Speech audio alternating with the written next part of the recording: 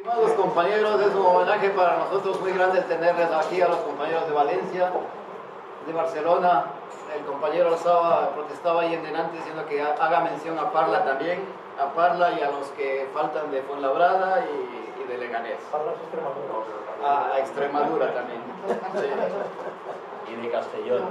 Queridos compañeros, yo he preparado una charla en donde, bueno, yo me estoy dejando la voz. Es este. Que me está mirando a mí. Es parte de lo que habíamos preparado, compañeros, así que no se asusten. Están mis gafas. Miren, yo vengo a burlarme un poquito de lo que acabo de leer. ¿Se acuerdan del Real Decreto Ley del 6 /12 del 2012 del 9 de marzo? Medida que dice medidas urgentes de protección a los deudores hipotecarios sin recursos. ¿Han oído algo de eso ustedes? Me imagino que no, porque esto no han leído. Pero lo que dicen, España atraviesa una profunda crisis económica desde hace más de 4 años, durante los cuales se han adoptado las medidas económicas de protección al deudor hipotecario. En el 2012 ya se adoptaron las medidas de protección hipotecaria. ¿Qué hacen ustedes aquí? Yo no entiendo. ¿Sí? No obstante, se ha mostrado en ocasiones insuficientes para paliar los efectos más duros sobre los deudores sin recursos, que continúan recayendo. Es decir, nos dicen que están preparando una ley, pero de esas nunca antes vistas, pero sin embargo el paciente se muere. En términos médicos sería eso. Se están burlando en nuestra cara. ¿Sí? En tales circunstancias y la consiguiente puesta en marcha en los procesos de ejecución hipotecaria están determinando en el segmento de la población quedando privados sin vivienda. El gobierno, 2012, ¿quién estaba? ¿El gobierno? Zapatero, ¿no es cierto?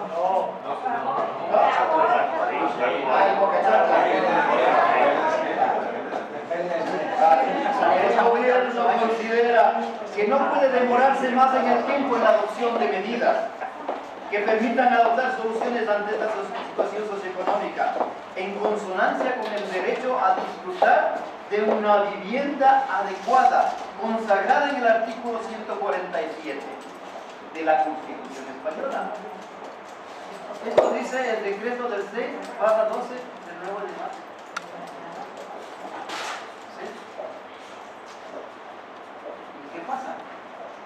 No se han adoptado las medidas, no se dieron los suficientes recursos, o cuando Rubalcaba y Rajoy se reunían, ¿sí?, para ver qué hacían frente a esta situación, el pacto de medianoche no les sirvió. Bueno, así es como se concibe el código de tantas veces llamado buenas prácticas. Alguien me preguntaba, el banquero no sabe, el empleado que está detrás del escritorio con corbata no sabe si es potestativo o no, que por favor el compañero Milton le ayude a buscar, a determinar en qué artículo dice, porque este es un niño y no sabe.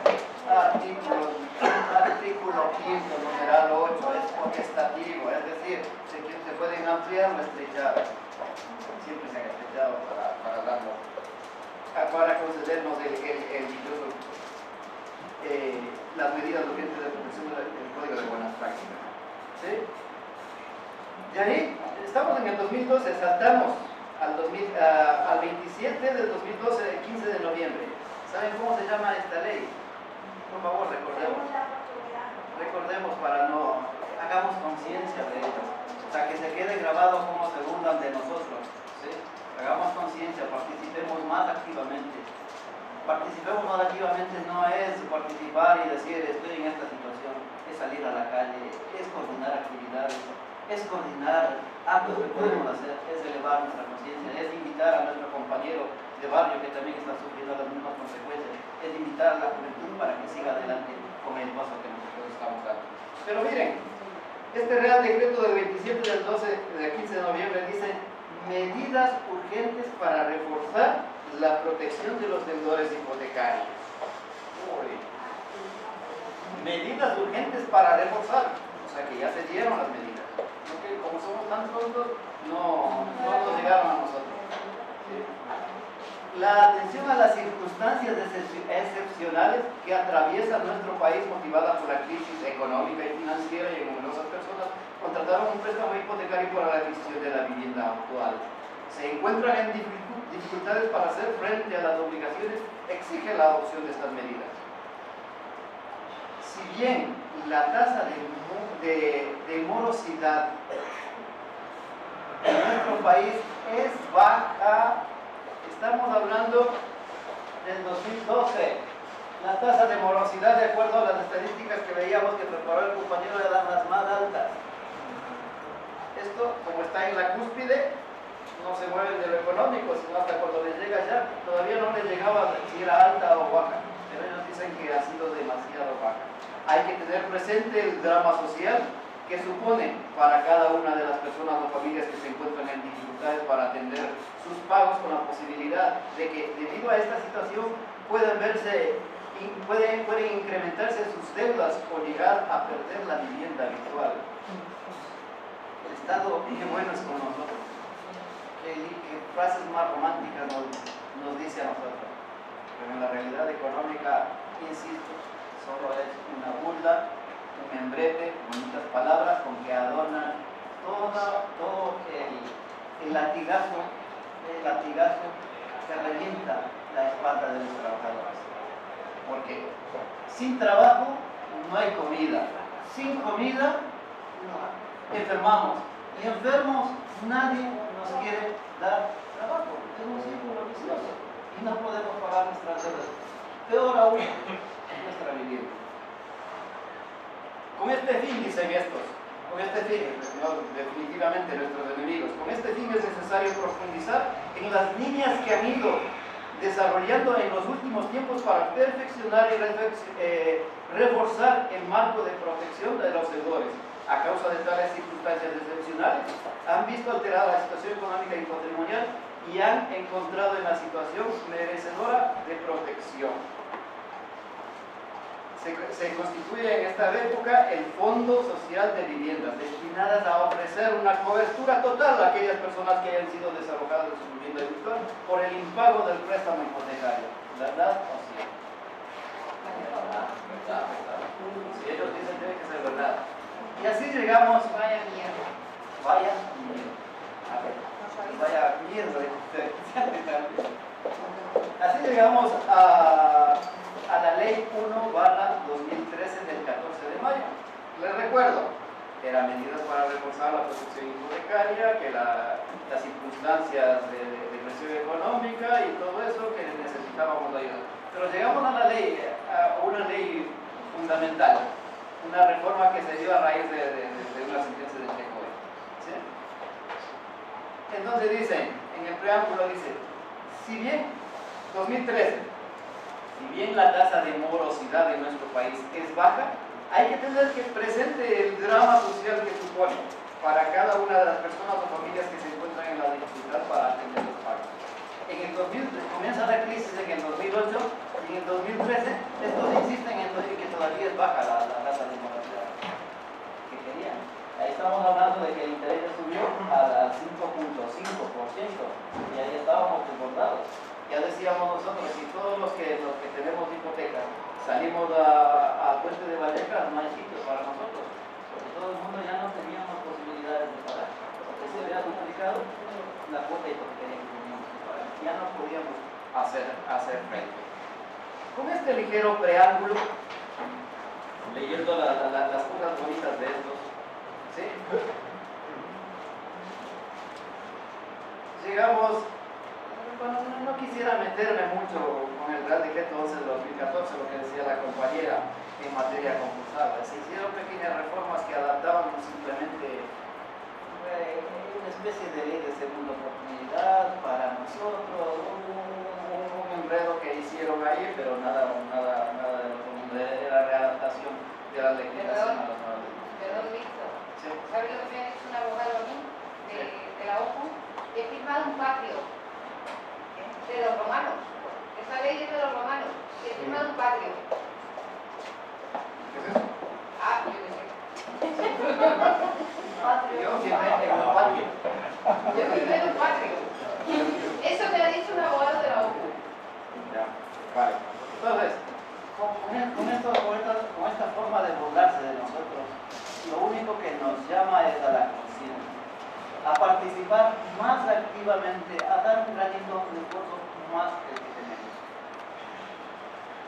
día del mar.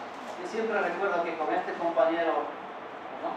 Contigo, fuimos el día de Nochebuena, Nochebuena, fuimos a cantarle al botín, en plena tempestad, a cantarle al botín, la Marimorena.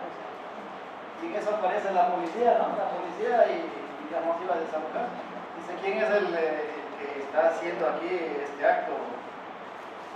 Nos acercamos los dos y le decimos, mire, lo que pasa es que nuestra psicóloga nos ha dicho que hagamos actos lúdicos, porque el señor tiene una hipoteca que le están quitando su casa, a él le van a quitar, a este le han quitado, entonces psicológicamente estamos preparándonos para hacer estos actos lúdicos.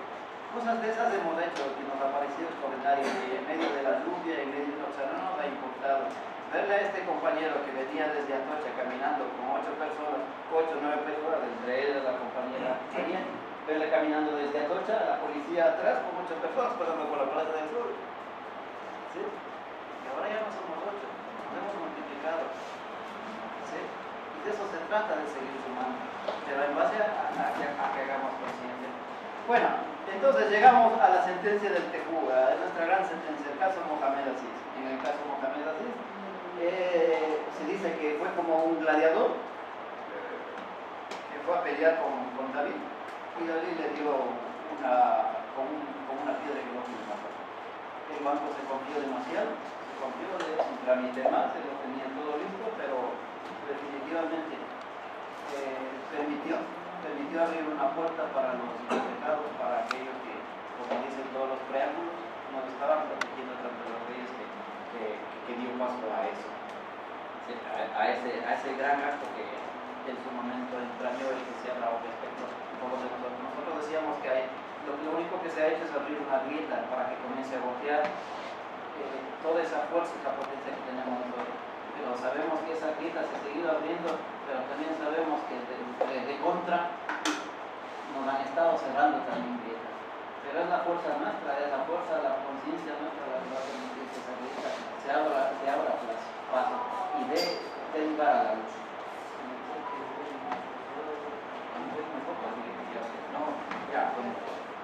Entonces resulta que lo bonito de esto es que la sentencia del caso Aziz recoge sentencias anteriores que tenía el Tribunal de Justicia de la Unión Europea. Sentencias que, por ejemplo, como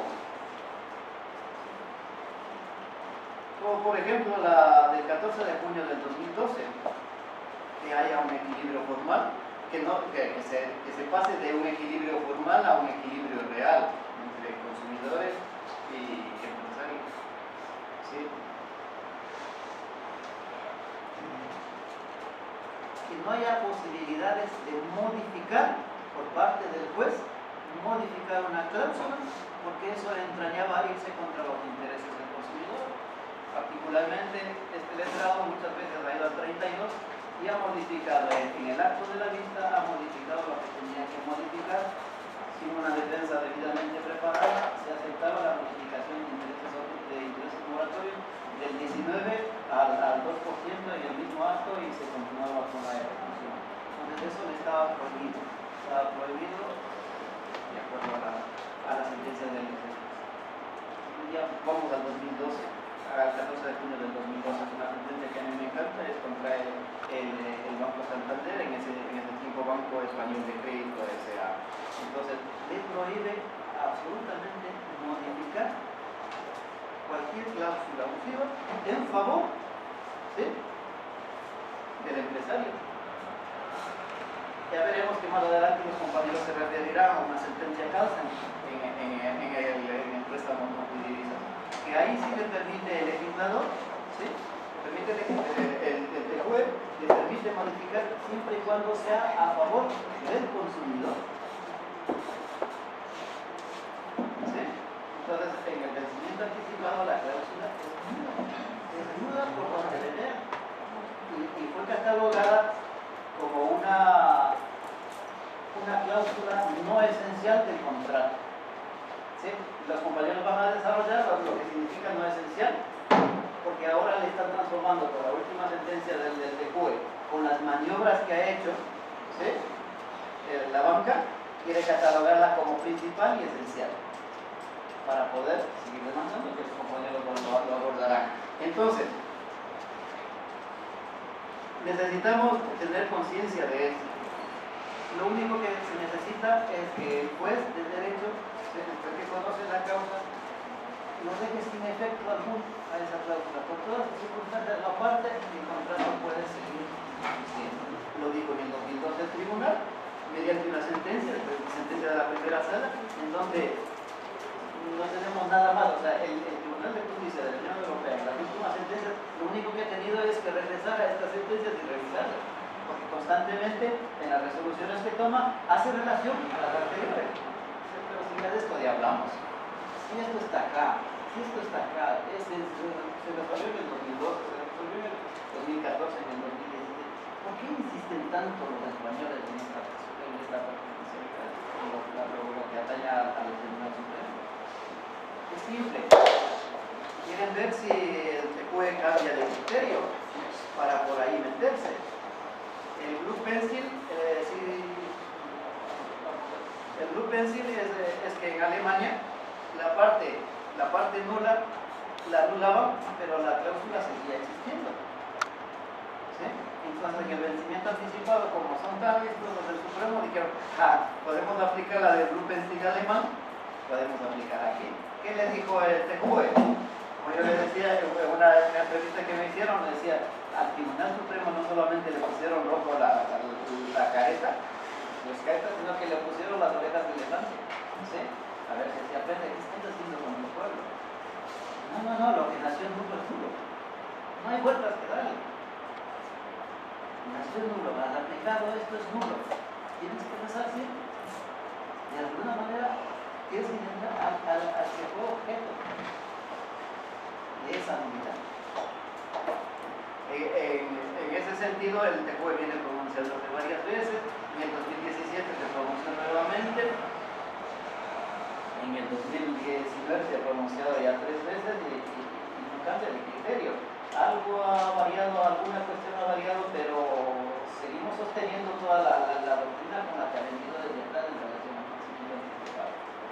No me alargo más y si hay alguna pregunta, lo único que quisiera es que vuestras conciencias, la verdad, se lo marcan. Quisiera remontar para dar un granito más de arena a lo que es la construcción de una organización. Gracias.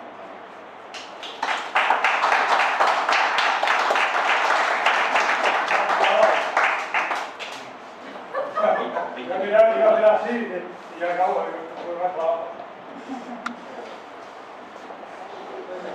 Bueno, vamos a hablar del vencimiento anticipado, que es la inclusión de Acevedo. Para hablar del vencimiento anticipado, vamos a hacer para poder situarnos en la complejidad actual, vamos por un momento a situarnos en 1994, creo que es, cuando sale el primer Real Decreto Ley que estandariza las cláusulas para los contratos de préstamo hipotecario. Ya hay un formulario hecho desde el gobierno con las distintas cláusulas. Por eso, prácticamente en todas las hipotecas posterior al 94, la sexta bit es vencimiento anticipado. Vencimiento anticipado tiene varios ítems, no solo el que si durante un mes no se paga la hipoteca se puede reclamar la totalidad. Tenía otras como si a los 5 años, no tenía 5 años, pero bueno, si al tiempo el banco requería al hipotecado las nóminas para saber su solvencia, el hipotecado tenía obligación de entregarla, aunque hubiera ido pagando siempre. Y si al banco no le convencían, también podía pedir la resolución contractual. Una, o seguro de incendio, o seguro obligatorio. Pero bueno, había varias. La que más conocemos y la que más nos afecta es la que si durante una cuota no se pagaba la hipoteca, el banco puede reclamar la totalidad. Bien. El procedimiento por excelencia para reclamar la totalidad es la ejecución hipotecaria. Ejecución hipotecaria, la ley de enjuiciamiento civil no permitía ninguna oposición más que pagar. Pagar o haber demostrado que se pagó.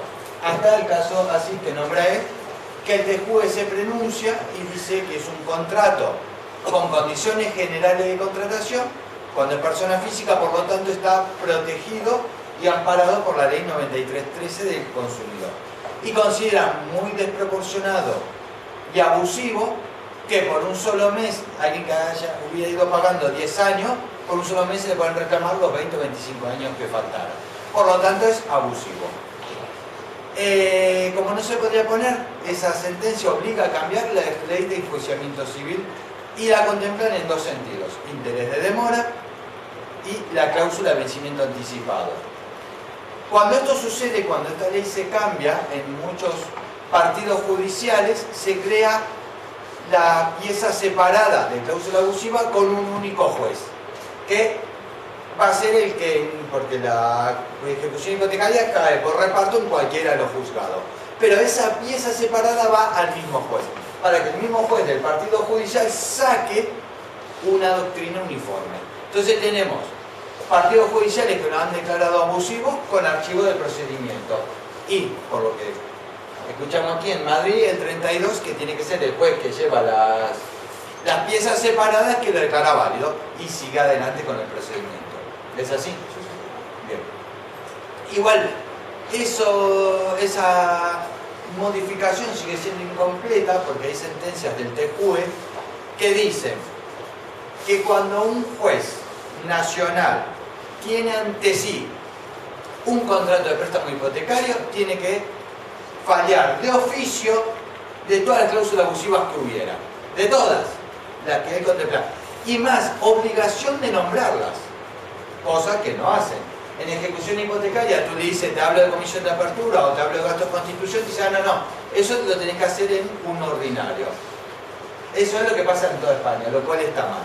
Porque está mal porque el juez tiene obligación, no facultad, obligación de fallar de todas las cláusulas abusivas, aunque el abogado de la defensa no las nombre, cosa que no sucede. Bueno, se va sucediendo, muchas ejecuciones hipotecarias quedan archivadas por el vencimiento anticipado. En Barcelona, en prácticamente provincia de Barcelona, en todos lados, se da el archivo ya de oficio. Hay veces que no llega ni al afectado llega. Lo ve el juez, dice vencimiento anticipado, archivo.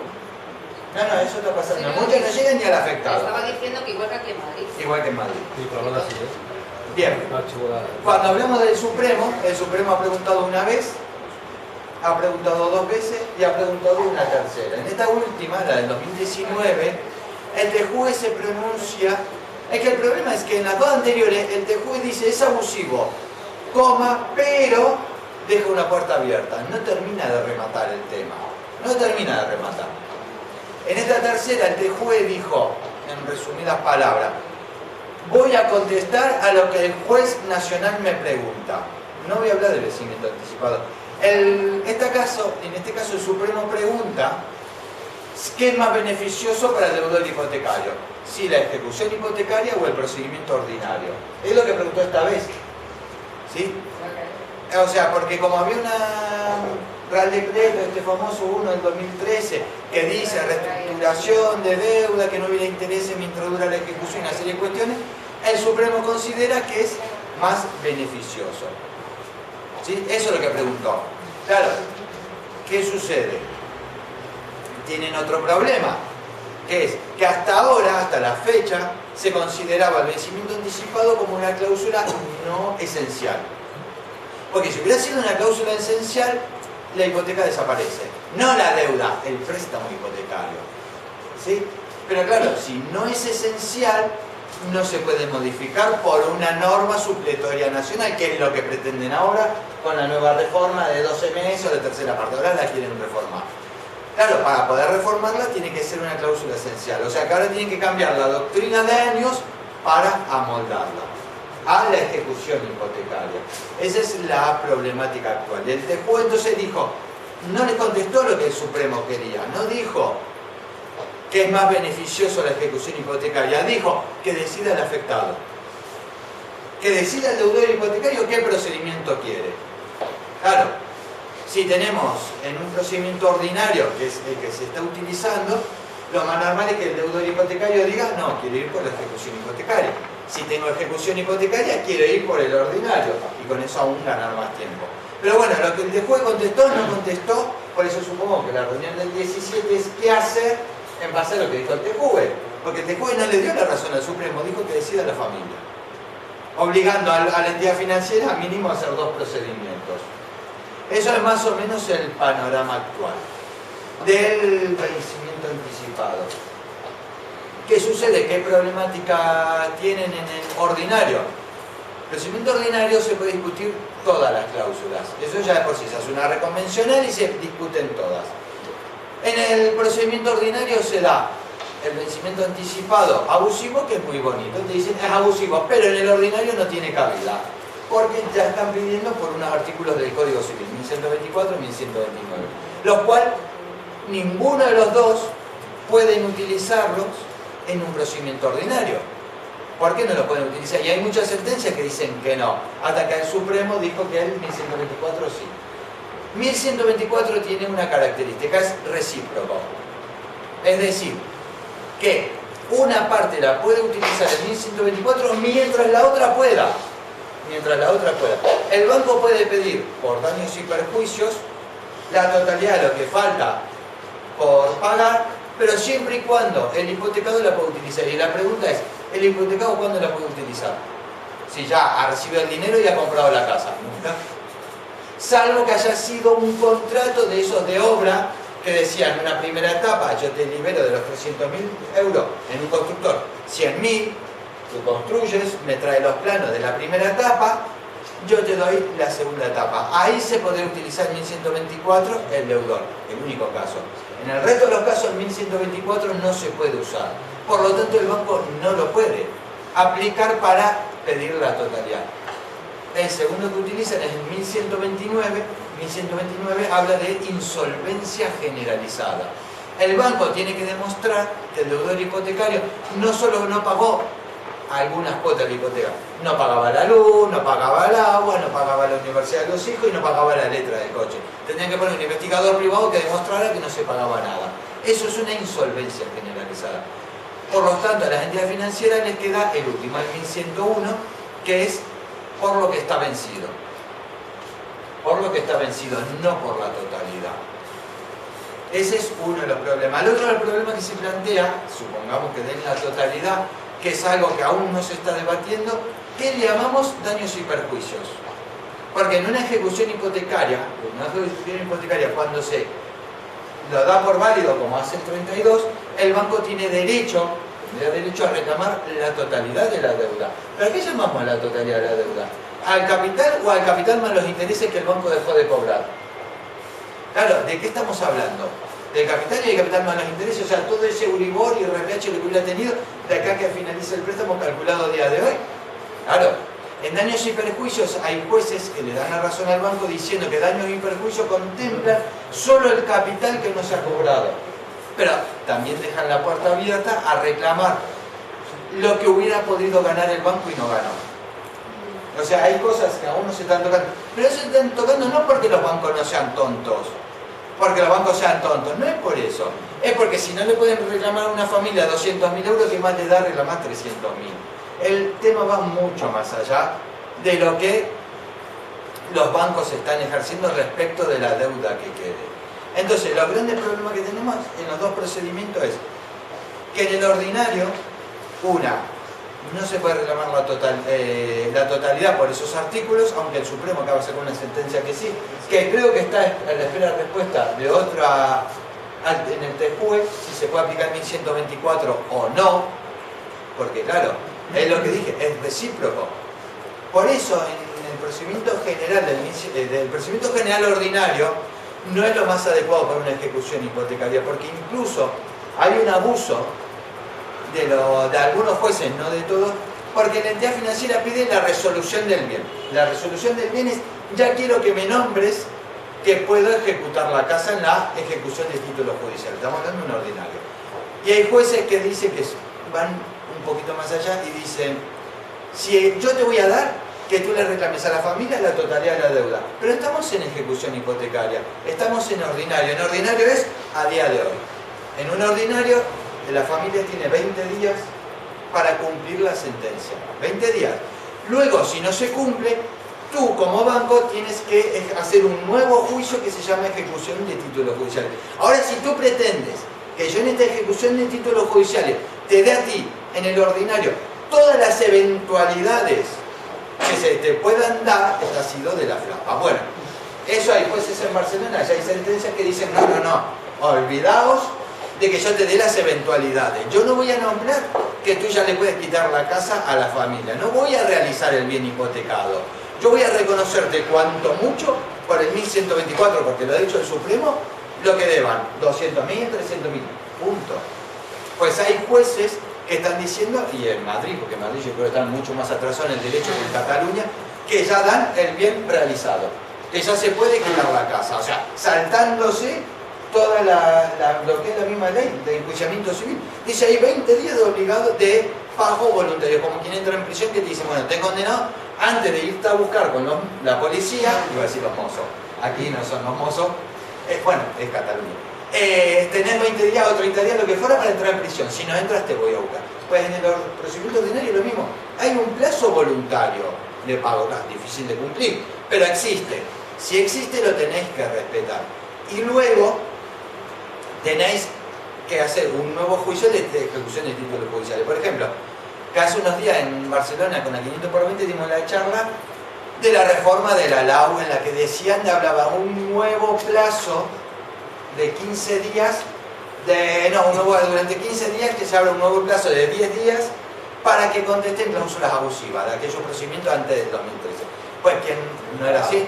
La LAU no es. No, la del crédito inmobiliario, perdón, la LAU no, crédito inmobiliario, que cambian tantas leyes que a esta altura no, la del crédito inmobiliario. Y yo expliqué en Barcelona que quien haya redactado esa ley es un ignorante total. Pero un ignorante total. ¿Por qué? Y lo puse con casos de Barcelona. Familias que tenían subasta, ya se les había subastado, y venía la posesión y habían sido declarados en rebeldía porque nunca habían puesto un abogado, aducimos el vencimiento anticipado. Claro, el banco trinó. El banco le dijo de toda la familia y la jueza dijo, vencimiento anticipado es nulo, archivo la causa. O sea que esto que venga ahora en una reforma, una disposición tercera que es transitoria, decir, podéis alegarlo, perdonadme, no conocéis nada. Porque el TJUE ya ha dicho que mientras el procedimiento esté abierto, en cualquier momento tienen que oponerse a la cláusula. Es más, es el juez el que lo tiene que decir. Ni siquiera tiene que ser el abogado, el juez. Y al menos nombrarlo. Hay otra sentencia del... Pero bueno, ¿qué pasa? ¿Por qué se escaquean los jueces de utilizar todo esto? Porque claro, ¿quién llega al TJUE? Al TJUE no llegamos nosotros. Al TJUE llega cuando un juez quiere preguntar. Por una cuestión de prejudicialidad. Ese juez, yo puedo decirle al juez, mire, si tenemos estas dudas, pregúntele usted a Europa. Pregunte. Pero el juez va a preguntar si quiere. ¿Sí? Ahora, hubo una nueva de constitucional, que ya entonces sí es de obligado cumplimiento. Al constitucional sí podemos llegar, que el constitucional dijo ahora el 28 de febrero, dijo que el juez está obligado otra vez a fallar. Y que si el juez no falla hay una nulidad de actuaciones. ¿Sí? Pues fue una del vencimiento anticipado que el juez se lo pasó por alto. No, tenés la obligación de nombrarla. Aunque sea para decir que es válida, pero nombrarla. Y ahí también se quedan cortos porque no tienen que nombrar solo el vencimiento anticipado. Da igual que sea ejecución hipotecaria, monitorio, ordinario, lo que fuera. Contrato de préstamo hipotecario, el juez la tiene que coger y empezar una por una. Nula, válida, nula, válida. Eso ha dicho el TJUE y eso ha hecho ahora el constitucional. La única diferencia es que podemos utilizar la del constitucional para que los jueces hagan caso. Que aún así, si no quieren, no lo hacen. O sea que hay que presentar recurso de apelación para terminar en el constitucional. Pero bueno, al constitucional podemos llegar. Al TJUE solo si el juez quiere. Pues esto es más o menos un panorama de la problemática actual de que se enfrentan las entidades financieras. El problema que tenemos nosotros es que hay las escrituras que se han firmado antes, en el 2015 ya las empiezan a cambiar. Las escrituras se firman en el 2015, empiezan a quitar el vencimiento anticipado por una cuota y ponen por 3, quitan la cláusula suelo, van quitando varias cláusulas hasta la reforma de ahora, que es la nueva. ¿Qué pasa? Todas las que se firmaron antes, que son millones, están firmadas. Esas cláusulas están, porque están. Entonces, claro, ¿cómo cambian ahora para poder hacerlo? Van saliendo sentencias, pero en los bancos tienen de su lado a los legisladores.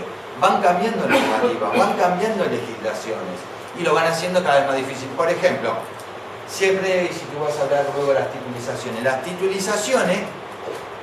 para hacer juicio, tiene que ser quien esté inscrito en el registro de la propiedad. Muchos jueces te decían, pero a ver, si la Caixa o el Santander figuran en el registro de la propiedad, yo si se la han vendido a un fondo, lo que hayan hecho, no lo sé. A mí la ley de enjuiciamiento civil me dice, es que esté en el registro de la propiedad, hace juicio. ¿Hace juicio? Pues los juicios se hacen. No sé si van 80 o 100 sentencias de titulizaciones en España, no creo que vayan muchas más, en las que el juez fue un poquito más allá y dijo, vale, eso dice la ley. Pero, cuando se ha titulizado, como se ha sentido el riesgo, el banco deja de ser el acreedor legítimo, no puede hacer juicio. ¿Qué hacemos ahora? Con solo 80 sentencias, y creo que menos, 40 sentencias, han cambiado la ley del registro de la propiedad y han decidido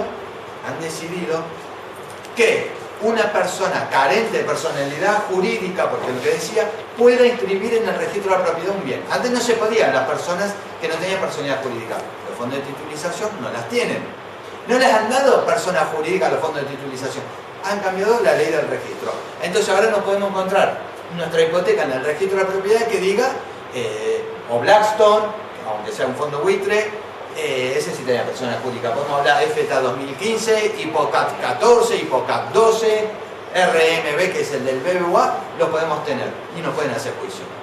O sea, el problema que tenemos es que se va luchando a través de todos estos años, pero las entidades financieras tienen de su lado a quien va cambiando las leyes según la conveniencia. El único problema que tienen es que las escrituras son sagradas, las escrituras de préstamo son sagradas, firmadas ante notario en su momento, y eso no lo pueden cambiar. Es lo único que queda, pero van cambiando todo lo que sea para poder seguir ejecutando los inmuebles. Por eso ahora, en la última sentencia, lo que quieren, por los problemas 1124, 1129, tener luego que hacer otro juicio de ejecución de títulos judiciales. Para no tener que hacer todo eso, el Supremo quiere volver al vencimiento anticipado, cambiando del vencimiento anticipado por una norma supletoria nacional. Da igual que en la escritura diga una cuota, si el banco espera 12, libremente puede hacerse. El único problema con el que se encuentran es que tienen que reconocer que esa era una cláusula esencial, cuando antes decían que no. Bueno, no sé cómo voy de tiempo. ¿Está más o menos en dudas o algo? 2 minutos. Bueno, ya estamos entonces. Si alguien tiene alguna duda o alguna aclaración o algo que quieran complementar. ¿O se han dormido o explico muy bien? Es germánico. ¿Cómo os ajustáis? Ahora ahí te va a preguntar, a ver, yo tengo una duda. Si sabemos que los jueces están saltando la ley de la torera, ¿cómo podemos meterle mano a los jueces para que no sigan por ahí?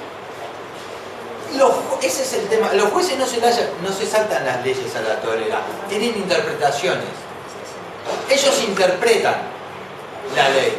Entonces, decir que se la saltan, aunque se la salten, ellos dicen que es interpretativo. Pero interpretan siempre, sabemos que interpretan a favor del banco. Ya, mira, te lo voy a explicar de esta forma, con un tema que no tenga nada que ver, pero no sé si todos conocen las criptomonedas, todos conocen el Bitcoin. ¿Escucharon una sentencia del Supremo del juez Pablo Llarena con su mujer Carmen Lamela del Supremo? ¿Conocen esta sentencia por estafa? Es la mujer Agustín Gómez Alfredo. ¿No es la mujer de Llarena? Vale, perdón, estoy equivocado. Retiro eso. Bueno, estos dos jueces, da igual. El Pablo Llarena, que era el conocido por el proceso en Cataluña, que fue el juez.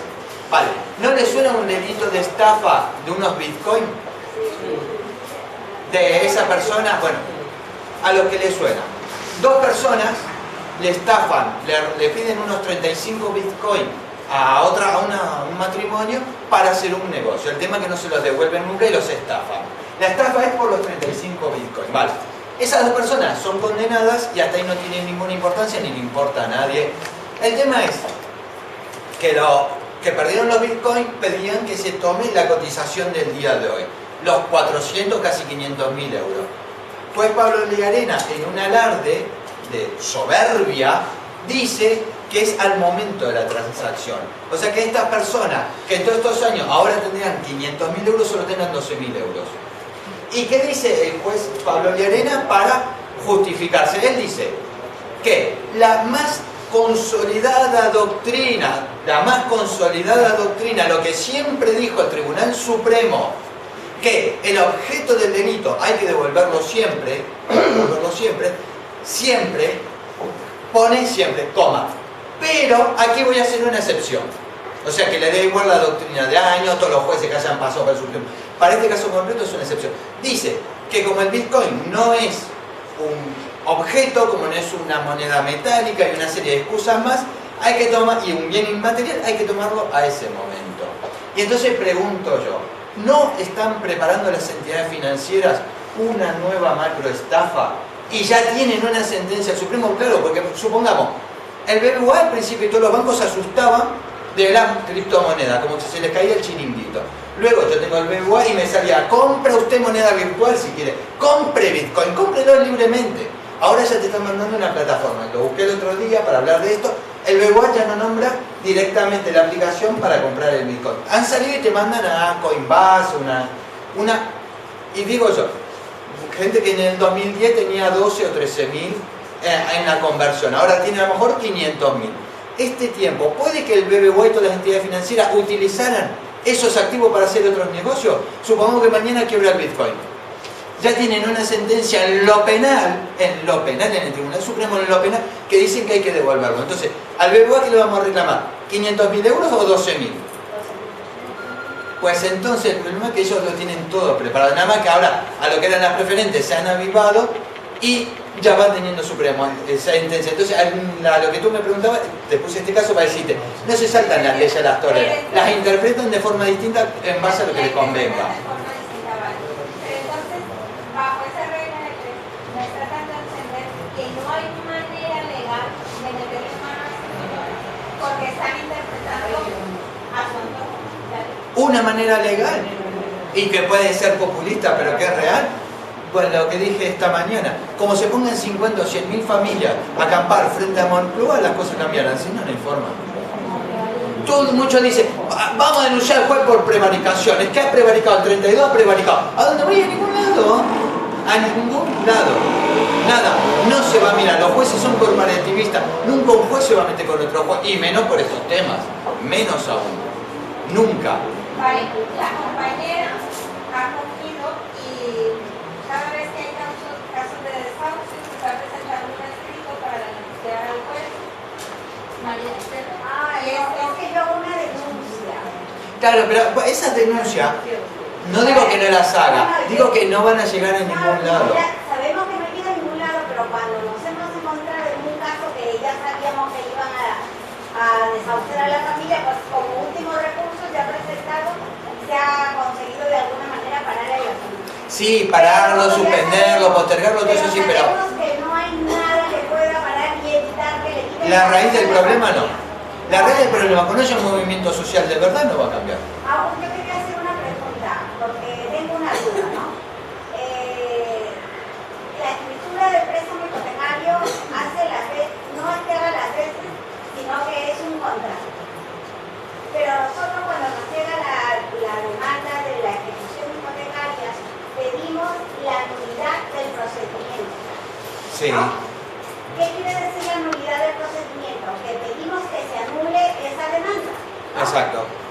¿Y por qué no se puede denunciar el contrato por mal oficio? Porque la ley de enjuiciamiento civil no lo permite, No lo permite. en la ejecución hipotecaria no, solo en el ordinario mediante reconvencional. Porque ahí yo... Mediante reconvencional siempre el juez quiera, porque si no te va a decir que te vayas al especializado. O sea, el mercantil. No, al especializado de cláusulas abusivas, en el caso de Madrid es 101. Pero no se pide 101 bis. no se puede pedir entonces la nulidad del contrato, no del procedimiento. Pero vamos a ver, María, ¿cómo se te va a ocurrir pedir la nulidad del contrato que entonces estás pie a que la entidad financiera te reclame todo el dinero que te ha prestado? ¿Qué interés tiene eso? No, estoy preguntando, yo digo que tengo una duda. Pero qué interés, pero vamos a ver, es que aunque se pudiese hacer, no te interesa hacerlo. ¿Para qué vas a pedir la nulidad del contrato? Tú pides la nulidad del contrato y la entidad financiera dice sí, pues ahora, como cuando está el vencimiento... Como no he cumplido, No, pero como, Claro. igual que cuando está el vencimiento anticipado, te reclaman todo el capital. Y de esa manera también me reclamaría todo el tema, porque Pero- yo habría incumplido con el pago y con el contrato. No, María, no. Ahí lo que vas es por las cláusulas abusivas. Porque si consigues que te declaren abusiva y nula, y como no cuesta desde el inicio el vencimiento anticipado, o responsabilidad hipotecaria, lo que sea, pero vamos a ir por el vencimiento anticipado, lo que se hace, se sobresee el procedimiento.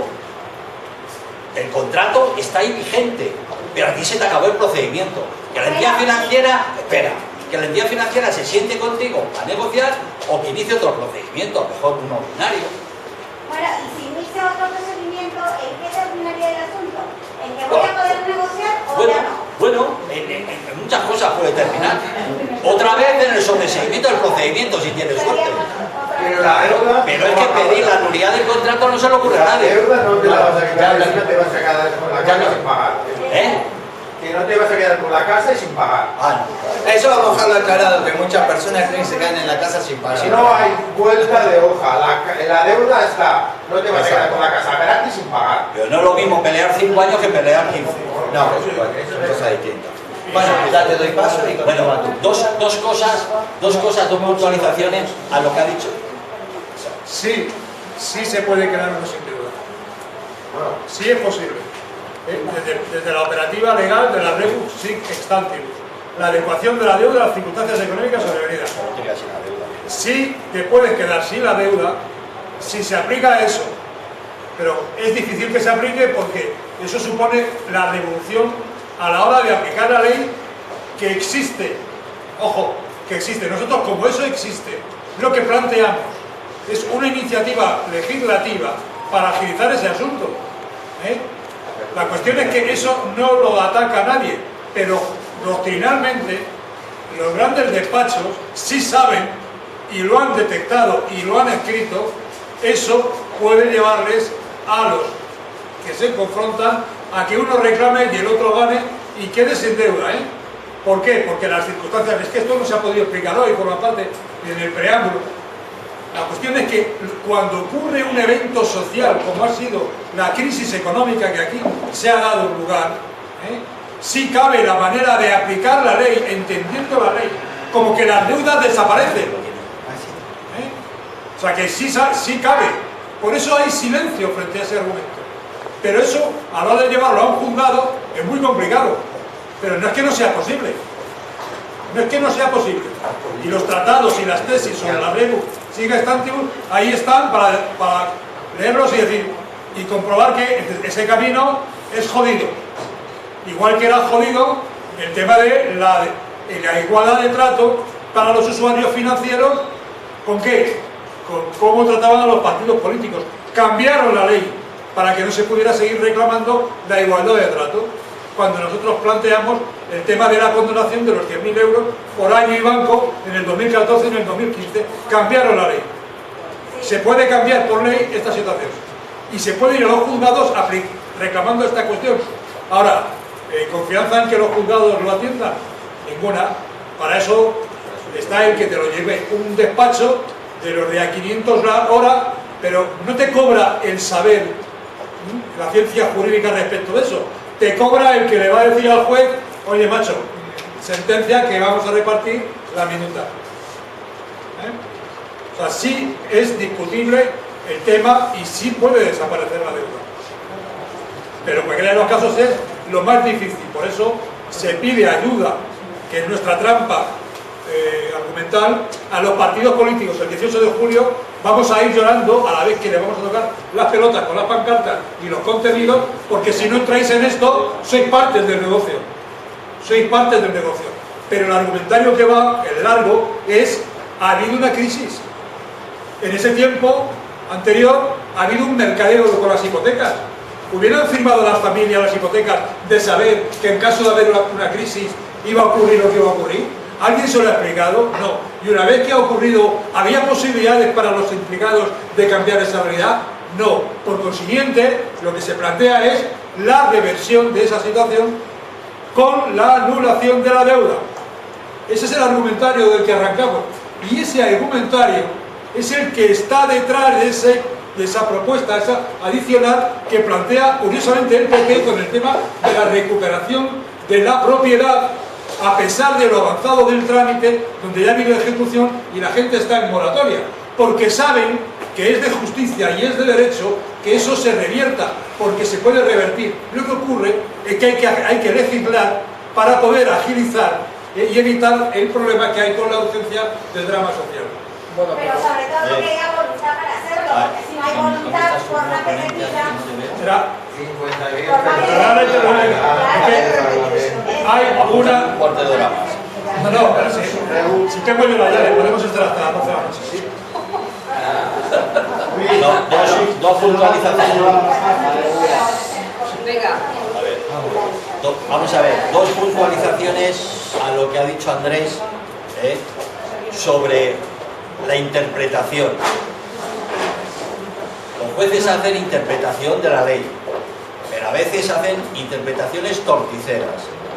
Por ejemplo, poner un caso, Agustín Gómez Salcedo dice, en una realidad paralela que se ha inventado él, que la sentencia del Tribunal de Justicia de la Unión Europea del 26 de marzo de este año dice lo que no dice. Es claro, que lo dice a través de una providencia que tiene el recurso de reposición. Plantea ese recurso de reposición y él te lo cierra con un auto que ya no tiene ningún recurso. Por el artículo 454 ya no tiene ningún recurso. Efecto de cosa firme, de cosa juzgada, efecto de cosa juzgada. Digo una gilipollez y en 2 movimientos tú ya no me puedes contestar más. Entonces hay interpretaciones e interpretaciones torticeras. Entonces, cuidado porque eso hay que atacarlo.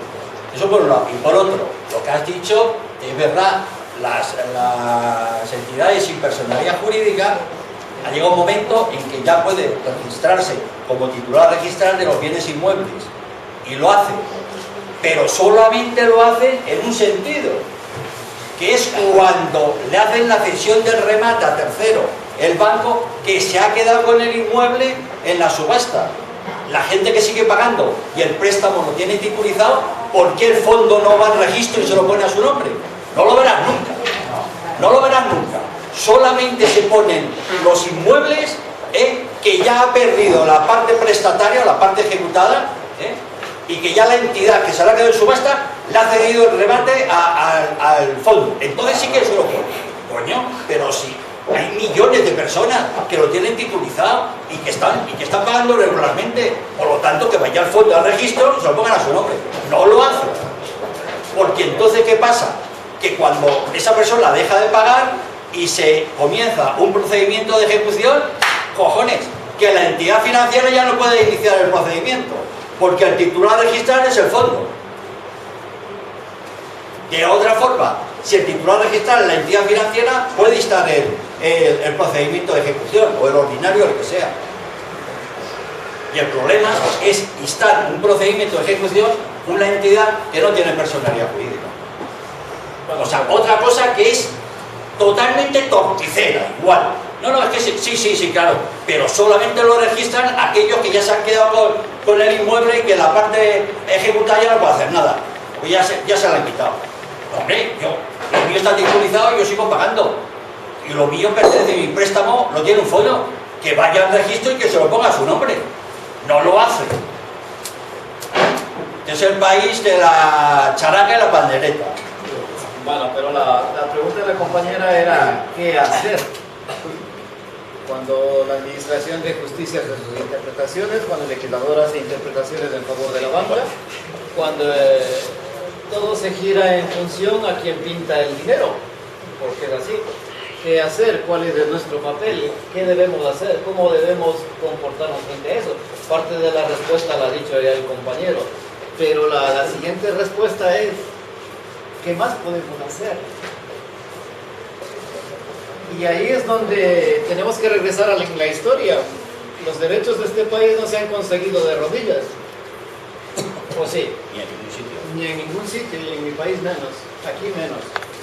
Y este país que ha sufrido pestes negras, la Te doy 3 bubónica. minutos. Acabado con este país. Que me está petando.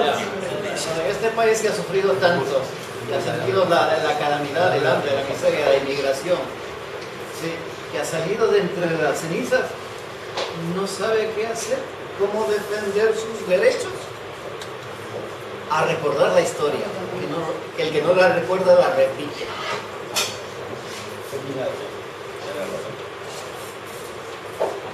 Bueno, yo voy a hablar de un tema concreto, cuyo resumen es el siguiente. Todos los procedimientos de ejecución hipotecaria son nulos. Todos, sin excepción. Todos son procedimientos nulos. Y esa nulidad es imprescriptible. Se puede alegar en cualquier momento. Ese es el resumen. Todo país o toda nación tiene una serie de denominadores comunes, porque si no, pues sería un desastre las interrelaciones de sus habitantes. Y en la pirámide de ellos está el lenguaje, la lengua. En base a esa lengua se emiten la legislación, las normas, los preceptos, para que todo el mundo se pueda interrelacionar y se entienda con ello.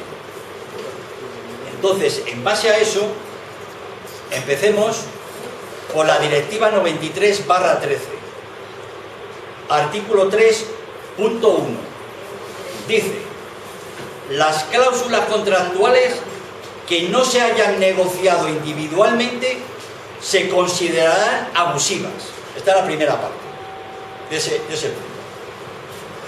Las cláusulas contractuales que no se hayan negociado individualmente se considerarán abusivas. ¿Cuántos de los que estáis sentados aquí os habéis sentado con el banco a negociar la cláusula de vencimiento anticipado? Levantad la mano. Ninguno.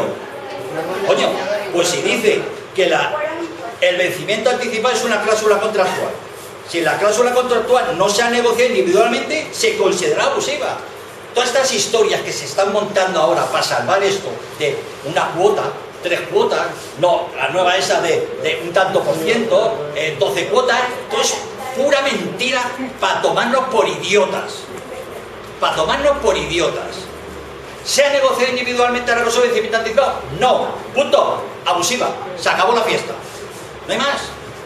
Por lo tanto, lo que nunca serán abusivas será la cláusula del tipo de interés, que se ha podido negociar, la cláusula del capital, el plazo, incluso carencias y todas esas cosas, no. Pero esto es así. Segunda parte.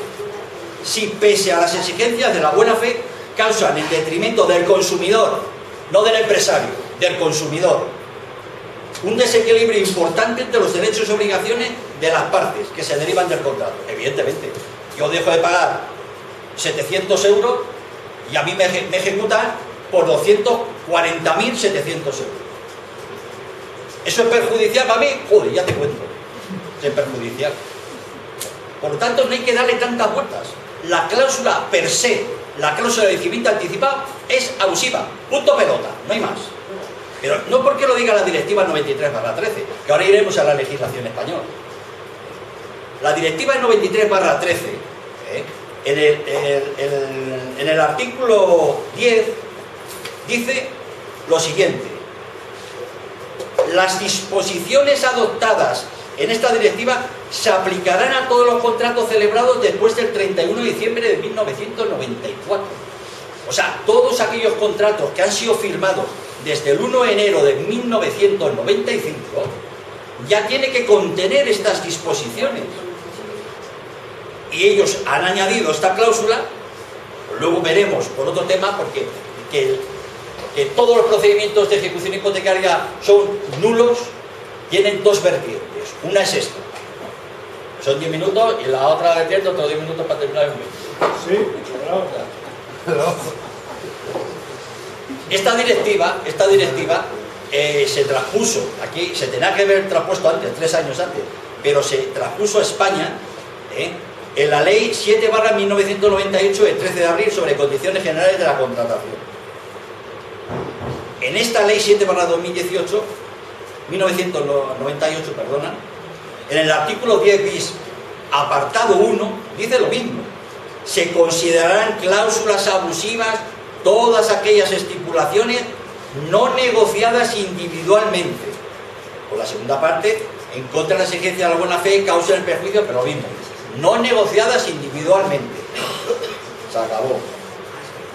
Luego vino el Real Decreto Legislativo 1/2007, en cuyo artículo 82.1 vuelve a decir lo mismo: se considerarán cláusulas abusivas todas aquellas estipulaciones no negociadas individualmente y todas aquellas prácticas no consentidas expresamente. Que esto es otro tema para hablar otro día, porque lo de las prácticas no consentidas expresamente, eso tiene tela.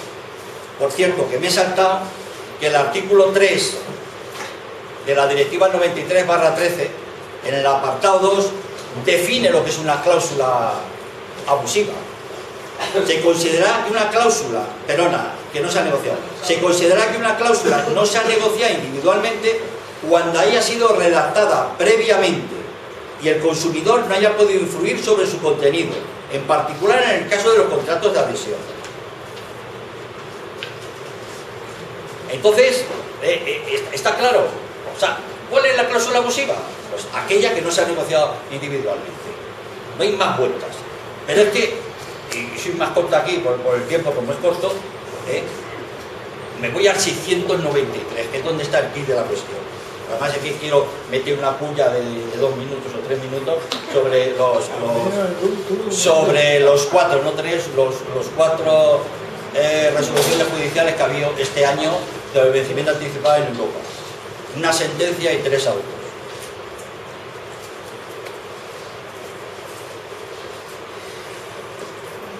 El artículo 693 de la Ley de Enjuiciamiento Civil es muy claro. Hay una primacía, hay un apartado 1, un apartado 2 y un apartado 3. El título del artículo 693 hace relación al apartado 1, primeramente, que dice: reclamación limitada aparte del capital o de los intereses cuyo pago deba hacerse en plazos diferentes. Y luego, punto y seguido, hace referencia al apartado 2, vencimiento anticipado de deudas a plazos.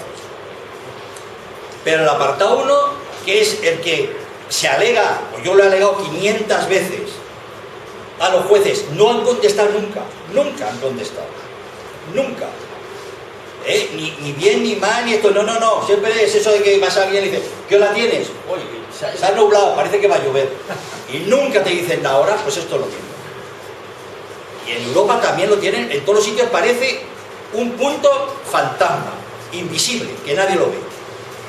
El punto 1 del 693 dice lo siguiente: lo dispuesto en este capítulo será aplicable al caso en que deje de pagarse una parte del capital del crédito o los intereses, cuyo pago deba hacerse en plazos, si vencieren al menos 3 plazos mensuales, porque este también se modifica, el apartado 1 cuando se modifica el apartado 2, antes era 1, ahora ya son 3, si vencieren al menos 3 plazos mensuales sin cumplir el deudor su obligación de pago o un número de cuotas tal que suponga que el deudor ha incumplido su obligación por un plazo al menos equivalente a 3 meses. Punto y seguido. Así se hará constar por el notario en la escritura de constitución y por el registrador en el asiento correspondiente.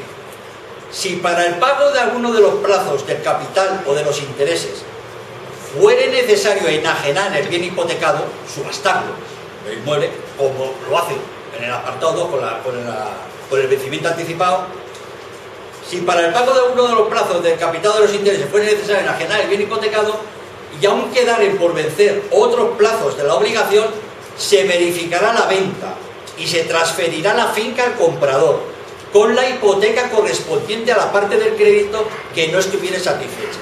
Entonces, ¿qué hace? Lo mismo.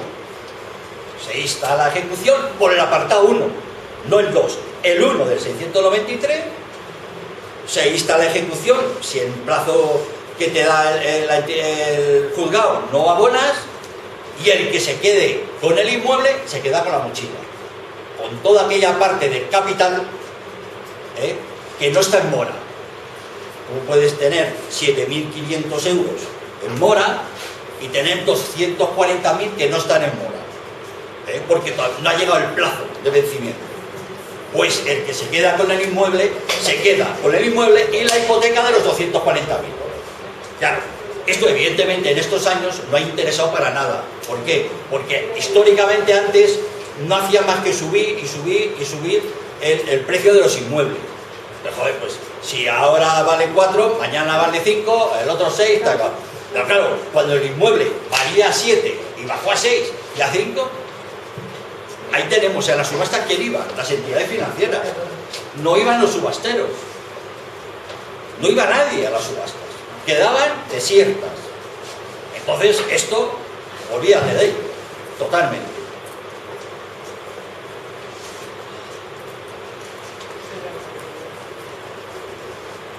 Y en el apartado 2 del 693 dice una cosa clarísima. Podrá reclamarse la totalidad de lo adeudado por capital o por intereses si se hubiese convenido el vencimiento total. Pero vamos a ver, coño, es que es tan difícil. Se es tan obtuso en este país para no saber lo que es convenir. El convenio del metal, el convenio del taxi, ¿qué significa eso? Que va la patronal del taxi y le dice a los taxistas o al sindicato de taxistas: os jodéis y ahora hacéis esto, esto y esto. O del metal, van la confederación del metal, perdona, la empresa, la patronal, y le dice al sindicato: ahora sí. No, el convenir, el acordar, el pactar, es un acuerdo entre las esas. O sea que si te vas, sé que esto es muy sencillo. Joder, que para eso existe el lenguaje. Te vas a la Real Academia de la Lengua Española y tienes lo que es convenir. Y convenir dice: coincidir dos o más voluntades causando obligación, llegar una persona con otra a un acuerdo en cierto asunto, ponerse dos o más personas de acuerdo en una cosa, lograr un acuerdo entre varias personas, no decir la entidad financiera, a la parte prestataria: por mis santos cojones haces esto. Eso no es convenir, ni acordar ni pactar. Por lo tanto, el meter en un contrato de adhesión, yo siempre, igual que tú has dicho tu opinión, yo digo mi opinión, el meter en un contrato de adhesión el apartado 2 del 693 es fraude de ley. Es fraude de ley. Y el admitir a trámite una demanda instada por este vencimiento anticipado es fraude procesal, que convierte al procedimiento en procedimiento nulo. Nulo. Y es una nulidad imprescriptible, porque así está considerado en nuestra jurisprudencia. Y ahí te queda luego, a través del dolo incidental, y yo no sé cómo tengo de tiempo ni historia, pues a través del dolo incidental reclamar daños y perjuicios sobre esta cuestión. Pero claro, me interesa más, yo no sé el tiempo, me interesa más hablar de las sentencias. Pero me voy a ir a la del 26 de marzo, pero vamos, los 3 autos que ha habido son iguales. Aquí el problema no es el vencimiento anticipado, es considerar si el contrato puede subsistir sin la cláusula de vencimiento anticipado. Joder, pero sí, vamos a ver, si tú estás leyendo aquí,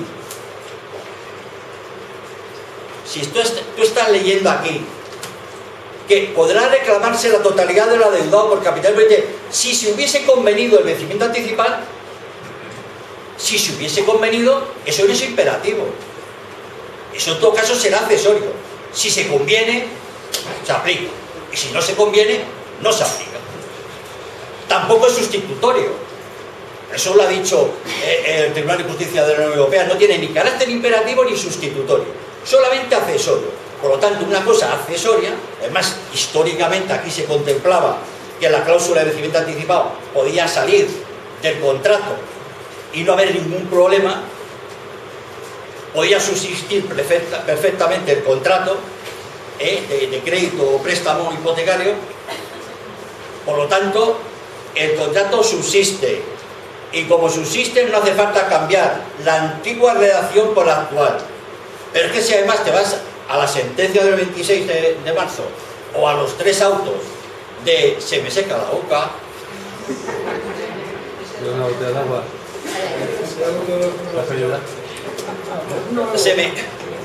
Y a los 3 autos dice claramente lo siguiente. La sentencia del 26 de marzo. Los artículos 6 y 7 de la Directiva 93/13 del Consejo de 5 de abril de 1990 sobre las cláusulas abusivas en los contratos celebrados con consumidores deben interpretarse en el sentido de que, por una parte, se oponen dichos artículos a que una cláusula de vencimiento anticipado de un contrato de préstamo hipotecario declarada abusiva sea conservada parcialmente mediante la supresión de los elementos que la hacen abusiva, cuando tal supresión equivalga a modificar el contenido de dicha cláusula afectando a su esencia. Por lo tanto, no se puede ni minorar ni modificar la cláusula de vencimiento anticipado. Pero esto, históricamente, en la jurisprudencia del Tribunal de Justicia de la Unión Europea es así. Y de que, por otra parte, esos mismos artículos no se oponen a que el juez nacional ponga remedio a la nulidad de tal cláusula abusiva, sustituyéndola por la nueva redacción de la disposición legal que inspiró dicha cláusula, y aquí viene lo eso, aplicable en el caso de convenio entre las partes del contrato. A mí que me digan quién ha convenido que se pueda aplicar lo de las 3 cuotas. ¿Dónde constas? A mí la escritura la he firmado ante notario, que es el fedatario público, y pone una cláusula donde he convenido yo con la entidad financiera o donde he convenido yo con el señor magistrado a que me la pueda cambiar por la... No, estoy hablando. La pueda cambiar por la de 3 cuotas. Sí. Aplicable solamente en el caso de convenio entre las partes del contrato. Por lo tanto, como no existe ese convenio, no se puede modificar la antigua redacción por la nueva. Pero esto es en el caso siempre que el contrato del préstamo hipotecario en cuestión no pueda subsistir en caso de supresión de la citada cláusula abusiva y la anulación del contrato en su conjunto exponga al consumidor a consecuencias especialmente perjudiciales. ¿Y eso quién lo decide? La parte afectada, la ejecutada. Como dice, siempre y cuando el juez le notifique los requisitos positivos y negativos de seguir por el procedimiento de ejecución hipotecaria o los aspectos positivos y negativos de sobreseer ese procedimiento y que la entidad financiera empiece un declarativo. Es que eso es así, es que es mentira, es que yo no sé los abogados que van de la parte ejecutada a Europa, ¿por qué no aclaran a los magistrados de la sala, en este caso sala primera del TJUE, ¿por qué no la aclaran? No, mire, vamos a ver, sí, el procedimiento de ejecución hipotecaria tiene la enervación, el apartado 3 del 693, que pueden tranquilamente, antes de la subasta, enervar, o sea, pagan la deuda y se acaba el procedimiento. O que la subasta no puede bajar del 75% de la tasación para subasta, etcétera, etcétera. Pero hablaré de las partes positivas del procedimiento declarativo ordinario, que también las tiene, y muy importante para nosotros. Sé que el procedimiento de ejecución hipotecaria es sumario, y en el ordinario te puedes defender inclusive mejor que en el de ejecución hipotecaria. ¿Por qué no se aclara esto a los magistrados europeos? Para que no hablen solamente de la exquisitez del procedimiento de ejecución hipotecaria. Y ya por último, y un minuto, yo siempre soy así, yo soy siempre así, es por no aclararle estas cosas, a los magistrados de Europa, pues te puedes encontrar con unos autos que no tienen ni pies ni cabeza, porque te hablan. El procedimiento 9216 es de un caso en el que los ejecutados llevaban 6 meses sin abonar la cuota. 6 meses sin abonar la cuota. Y entonces te hablan que llegó a este caso sustituir la antigua redacción por la nueva de los 3 meses. ¿Y a mí qué me cuenta? ¿Qué más les da?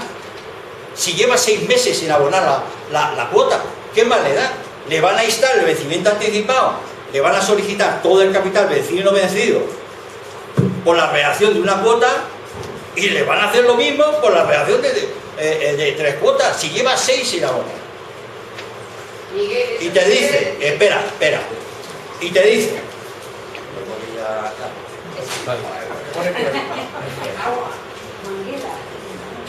no, y esto es la incongruencia, lo voy a leer, es la incongruencia. Te quedan 3 minutos. Mira, dicen los magistrados de la sala primera, me parece que es, ¿no? Del tercio. Sala primera. Dice, si en una situación como la descrita en el apartado 46, que es la que el contrato se anula porque no puede subsistir sin la cláusula de vencimiento anticipado, no se permitiera sustituir una cláusula abusiva por una disposición supletoria del derecho nacional, el consumidor podría quedar expuesto a consecuencias especialmente perjudiciales, de modo que el carácter disuasorio derivado de la anulación del contrato podría frustrarse. En efecto, en el caso de un contrato de préstamo, tal anulación tendría en principio el efecto de hacer inmediatamente exigible el pago del importe del préstamo pendiente de devolución, en una cuantía que puede exceder de la capacidad económica del consumidor, y por esa razón penalizaría a este más que al prestamista, a quien como consecuencia no se disuadiría de insertar cláusulas de este tipo en los contratos que ofrezca. No me jodas, ¿qué más te da? ¿Qué más te da el de una cuota y 3 cuotas si resulta que lleva impagadas 6? Ponen una, 3, 4, 5, la que te dé la gana. Le van a instar el vencimiento anticipado. Igual, entonces, ¿esto cómo se aplica? Esto solamente se puede modificar con el apartado 1 del 693, no con la nueva redacción del apartado 2 del 693, con el apartado 1 del 693. Cosa que, claro, yo entiendo que los magistrados de Europa no tienen por qué conocer la legislación española, y si no se le explica, pues a lo mejor no tienen ni idea de lo que dice el apartado 1. Dudo mucho que estén compinchados con la señora Cuatro Casas, abogada del Estado, que en vez de defender al Estado, que es a la ciudadanía, defiende a los bancos, o a los abogados que en su obligación defienden a las entidades financieras. Aquí lo que tienen que estar es los abogados de las partes ejecutadas para explicarle muy bien a los magistrados de Europa estas cuestiones. Entonces, esto es una contradicción de estos 3 autos que es que no tienen ni pies ni cabeza y que se resolverá peleando en los juzgados. Vale. Acaba de clavar el tiempo, tal cual se...